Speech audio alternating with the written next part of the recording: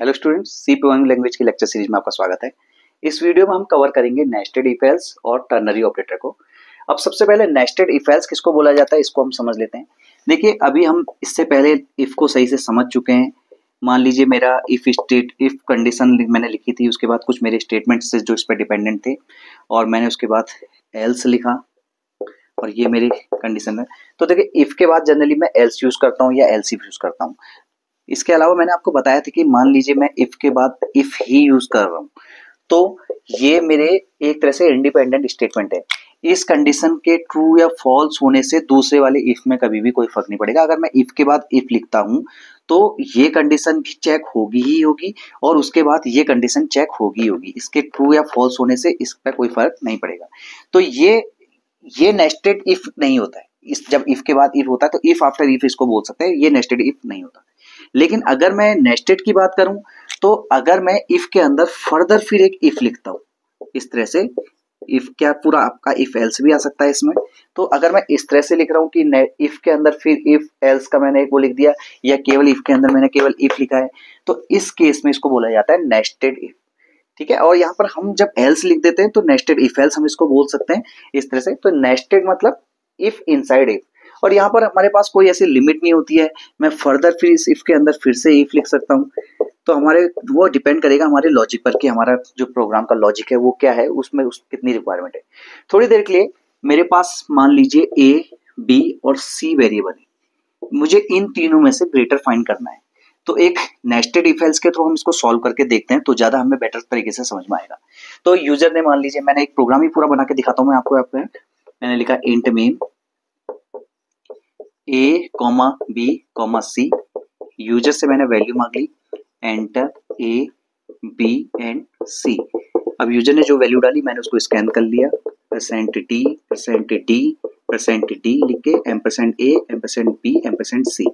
तो यहाँ पे मैंने तीनों वैल्यू रीड कर ली। अब देखिए, सबसे पहले मैंने चेक किया if a greater than b। If a greater than b मतलब यानी कि मैंने a की और b की क्वांटिटी में कंपेयर किया, जो इनमें से बड़ा होगा। तो देखिए, हमारे पास ए है, बी है, सी है। अब ए में हम अभी थोड़ी देर के लिए ये एज्यूम कर लें कि तीन कर रहे हैं कि तीनों के तीनों नंबर इक्वल नहीं है, कोई भी नंबर आपस में इक्वल नहीं है। तो ए ग्रेटर देन बी, तो अगर मान लीजिए ए नंबर जो है बी से अगर ग्रेटर है तो इसके ग्रेटेस्ट होने के, हमको ग्रेटेस्ट ऑफ सी फाइंड करना है, हमें ग्रेटेस्ट फाइंड करना है इनमें से। तो अगर बी से ग्रेटर है तो ए के ग्रेटेस्ट होने के लिए एक और कंडीशन को इसको फुलफिल करना चाहिए, जो कि ए ग्रेटर देन सी। मान लीजिए मैं इसके अंदर फिर लिख देता हूं इफ ए ग्रेटर देन सी। तो इफ के अंदर फिर से इफ आ गया, देख लीजिए। तो ए ग्रेटर देन सी मैंने लिखा, तो ए ग्रेटर देन बी यानी कि ए बी से बड़ा है।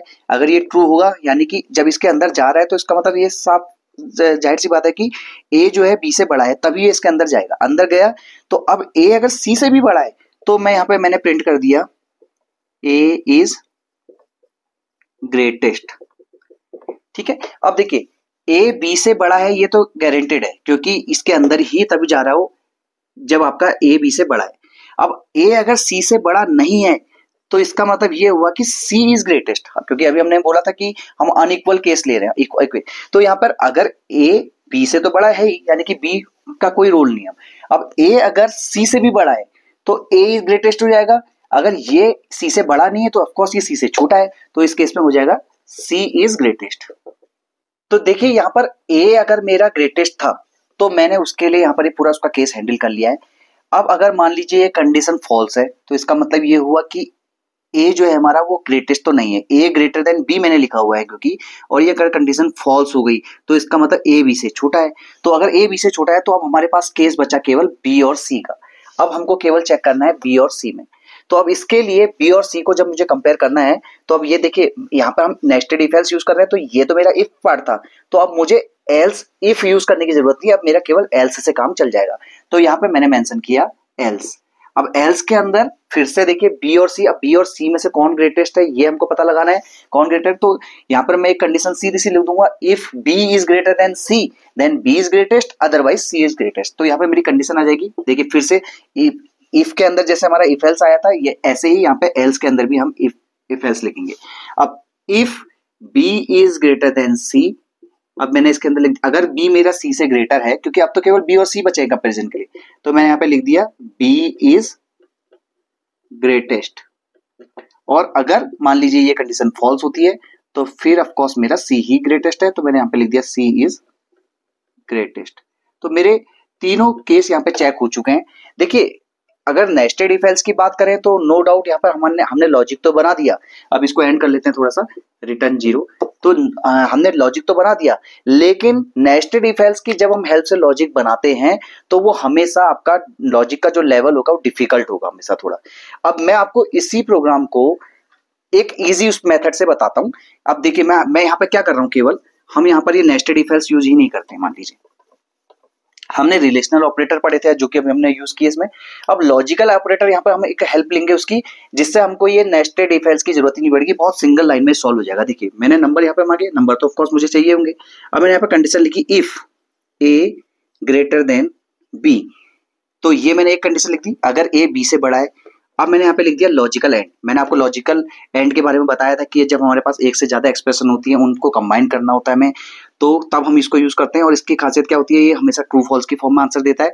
और ये ट्रू कब माना जाता है, जब इससे एसोसिएटेड जितने भी ऑपरेटर मैंने इसके बीच में अप्लाई किए हैं, जितने के ऑपरेंड के बीच में अप्लाई किया है, वो सारी की सारी कंडीशन मेरी ट्रू होंगी तो ही इसका आंसर ट्रू आता है। तो मैंने यहाँ पे पहली कंडीशन लिखी ए ग्रेटर देन बी, दूसरी कंडीशन लिखी मैंने ए ग्रेटर देन सी। तो देखिए ए ग्रेटर देन बी, ए ग्रेटर देन सी, यानी कि ए बी से बड़ा है, साथ में ए सी से भी बड़ा है। इसका मतलब ये हो गया कि ये दोनों नंबर से बड़ा है। तो मैंने सिंपल प्रिंट कर दिया। यहाँ पे मुझे ब्रेसेस की भी जरूरत नहीं है, सिंगल स्टेटमेंट है क्योंकि ए इज ग्रेटेस्ट। अब देखिए सेम ऐसी ए, अब यहाँ पे दूसरा मैंने लिख दिया एल्स। अब ए अगर ए बी से भी बड़ा है, सी से भी बड़ा है, तो ए इज ग्रेटेस्ट हो गया। अब हम ऐसे ही चेक कर लेते हैं बी को, else if B is greater than A and B is greater than C।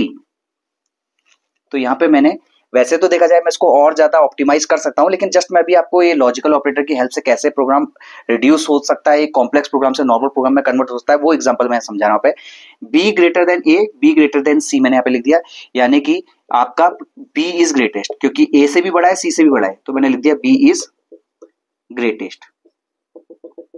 और उसके बाद जब A ग्रेटेस्ट नहीं है, B ग्रेटेस्ट नहीं है, तो तीसरा केस हमारा बचा C इज ग्रेटेस्ट। तो हम यहाँ पे लिख दिया C इज ग्रेटेस्ट। तो यहाँ पे भी मैं कर्ली ब्रेसेस सिंगल स्टेटमेंट है उसको अवॉइड कर सकता हूँ, एल्स में मैंने लिख दिया C इज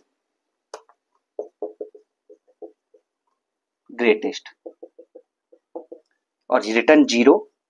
तो आप देखिए, आप खुद ही देखेंगे प्रीवियस प्रोग्राम से, आप इसको कंपेयर कराइए। अब इसकी जरूरत नहीं है हमें, ये हमारे किसी काम का नहीं है। तो अब अगर प्रीवियस प्रोग्राम से आप इसको देखेंगे तो यहाँ पर हमारे पे तीन, हमारे इफ एल्स इफ और एल्स की हेल्प में ही हमें पता चल गया कि हमारा कौन सा नंबर ग्रेटेस्ट है।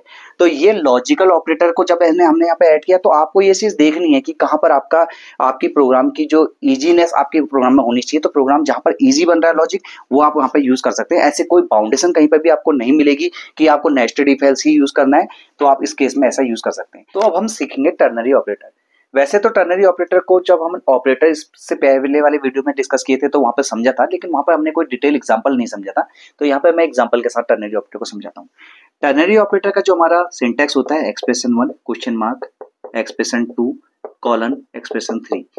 इसका जनरली वर्किंग कैसी होती है कि एक्सप्रेशन 1 अगर मेरी ट्रू है तो एक्सप्रेशन 2 इवेल्यूएट होगी, अदरवाइज इस कंडीशन के फॉल्स होने पर एक्सप्रेशन 3 मेरी इवेल्यूएट होगी। तो अगर मान लीजिए मुझे दो नंबर में से ग्रेटर फाइंड करना है, तो यहाँ पर बहुत सिंपल प्रोग्राम इसका बन सकता है। एक प्रोग्राम में पूरा कंप्लीट बना के देखता हूँ, इंट मेन, जिसमें मैंने दो नंबर ले लिए ए और बी, और यहाँ पर मैंने यूजर से ए और बी की वैल्यू मांगी, एंटर ए एंड बी।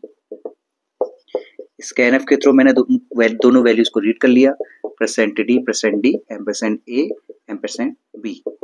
तो दोनों नंबर मेरे पास आ चुके हैं। अब यहाँ पर मैं टर्नरी ऑपरेटर इफ एल्स से यूज करना होता तो इफ एल्स में मैं सिंपल लिखता if A greater than B, print A is greater, else B is greater. तो यहाँ पर भी हमें इफ एल्स यूज नहीं करना है, यहाँ पर हमें यूज करना है टर्नरी ऑपरेटर। तो मैंने यहाँ पे लिखा ए ग्रेटर देन बी, मान लीजिए यहाँ पे इस तरह से लिखा, और मैं चाहता हूँ कि ए ग्रेटर देन बी होने पर मैं प्रिंट कराऊं। डायरेक्टली हम यहाँ पे प्रिंटफ स्टेटमेंट भी लिख सकते हैं, ए इज ग्रेटर। अब ध्यान रखना, प्रिंटफ लिखने के बाद यहाँ पर सेमीकोलन नहीं आएगा, क्योंकि इसका सिंटैक्स के अकॉर्डिंग यहाँ पर कॉलन आना चाहिए। तो यहाँ पर आएगा colon, A is greater otherwise print b is greater. अब सेमीकोलन आपने लास्ट में लगाया तो ये हमारा एक सिंगल लाइन में प्रोग्राम बन गया, 2 नंबर में से रिटर्न 0, 2 नंबर में से ग्रेटर फाइंड करने का। तो टर्नेटिव यहाँ पर इसका सिंपल यूज है क्योंकि यहाँ पर हमने किसी भी तरह का कोई कॉम्प्लेक्स एक्सप्रेशन हमारी नहीं बनी है। अभी कॉम्प्लेक्स एक्सप्रेशन कैसे बनती है अब हम उसको अगले एग्जाम्पल में समझते हैं।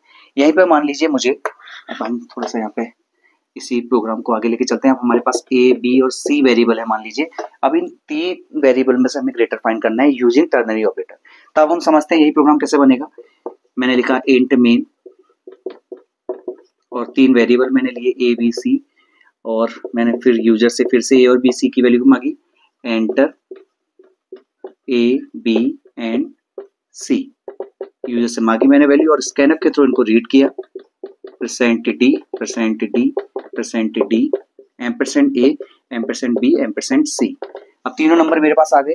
अब देखिए टर्नरी ऑपरेटर के थ्रू जब मुझे इसमें से ग्रेटर फाइंड करना है तो कैसे ग्रेटेस्ट फाइंड करना है, तो मैंने सबसे पहले लिखा a ग्रेटर देन b। मान लीजिए ये एक्सप्रेशन ट्रू है तो इसका मतलब ए बी से बड़ा है, अगर ये फॉल्स है तो इसका मतलब ए बी से बड़ा नहीं है। तो मैंने ये लिखा, उसके बाद मैंने लिखा क्वेश्चन मार्क। अब क्वेश्चन मार्क में अभी जब हमने जैसे यहाँ पे किया था डायरेक्टली हमने स्टेटमेंट लिख दिया था, यहाँ पर हम क्या कर रहे हैं, अब हमारा ये ए, क्योंकि अभी हमारा जस्ट इस कंपैरिजन के बाद अगले उससे डिसाइड नहीं हो रहा है कि ए इज ग्रेटेस्ट है, अभी हमें सी से भी इसको कंपेयर करना है। तो हम यहाँ पर नेस्टेड टर्नरी ऑपरेटर यूज करेंगे।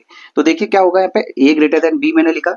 अब मैं यहाँ पे लिखूंगा ए ग्रेटर देन सी, यानी कि अगर मेरा ए बी से बड़ा है फिर उसके बाद इसके ट्रू होने पर फिर मैं ए को सी से भी कंपेयर कर रहा हूं। अगर मेरा ए जो है वेरिएबल है वो सी से भी बड़ा है तो मैं यहाँ पे लिखूंगा ए इज ग्रेटेस्ट। तो यहाँ पे मैंने प्रिंटफ लिखा ए इज ग्रेटेस्ट।